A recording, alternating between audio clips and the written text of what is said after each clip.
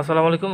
এই ভিডিওতে আমরা ২৭ নাম্বার সমস্যার সমাধান করব। আমাদের প্রশ্ন দেওয়া আছে যে প্রদত্ত সামান্তরিকের সমান ক্ষেত্রফল বিশিষ্ট ত্রিভুজ আঁকো। মানে একটা সামান্তরিকের যে এরিয়া হবে ওই এরিয়ার ইকুয়াল এরিয়া বিশিষ্ট একটা ট্রায়াঙ্গেল আঁকতে হবে।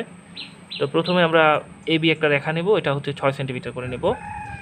এবার কাজ হচ্ছে আমাদের যে চাঁদাটা আছে চাঁদাতে আমরা ৭৫ ডিগ্রি বের করব। এই যে এখান থেকে শুরু হলে ৭০ ৮০, ৭০ আর ৮০ মাঝখানে ৭৫, ৭০ আর ৮০ মাঝখানে ৭৫, এই যে এই দাগটা হচ্ছে ৭৫। তো আমরা এখানে বসাবো এই বিন্দুতে।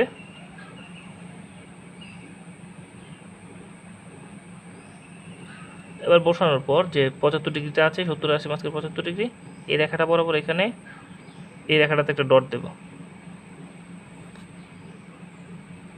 এই যে এটা হচ্ছে ৭৫।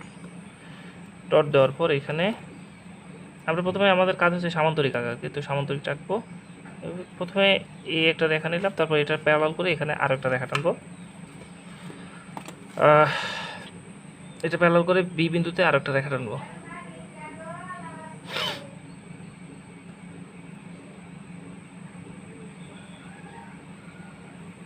আচ্ছা, তো এবার আমরা এখান থেকে ৩ সেন্টিমিটার করে রেখাটা কেটে ফেলবো। এখান থেকে সামান্তরিক অন্যান্যভাবে আঁকা যায়, আমি আমার মতো করে আঁকলাম, ওকে তোমরা তোমাদের নিয়মে আঁকতে পারো। ৩-এ ডটটা দিলাম, আবার এখান থেকে ৩-এ ডটটা দিলাম। আচ্ছা, তো ৩-এ ডটটা দিয়ে এবার যোগ করে দেবো, আর বাকি উপরের যে অংশটা আছে ওটা মুছে দেবো আমরা। উপরে যে বাড়তি অংশটা আছে এটা মুছে দিলাম।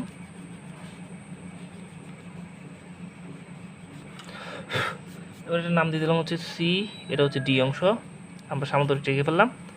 এবার আমাদের কাজ হচ্ছে এই যে রেখাটা আছে এটার বাইসেট করতে হবে, সমদ্বিখণ্ডক করতে হবে। আমাদের এতটুকু আঁকা হয়ে গেছে। এবার আমরা ধরলাম যে এবিকে এটা পি বিন্দুতে এবং সিডিকে এটা কিউ বিন্দুতে ছেদ করেছে, এইচ বিন্দুতে, এটা হচ্ছে কিউ বিন্দু। এবার কাজ হচ্ছে কম্পাসের সাহায্যে আমাদের পি কিউ যেটুকু আছে পি কিউ এর সমান করে আমরা কিউ আর একটা অংশ কেটে নেব। পি কিউ এর সমান করে কিউ আর, পি কিউ এটা সমান করে কিউ আর একটা অংশ কেটে নেব। আমাদের কাজ এবার হয়ে গেছে অনেকটাই। আবার কাজ হচ্ছে যে এর সাথে আর এবং বি এর সাথে আর যোগ করলে আমাদের কাজ শেষ। তাহলে এবার লিখে দেব যে উদ্দিষ্ট ত্রিভুজ হচ্ছে A R B is the required triangle.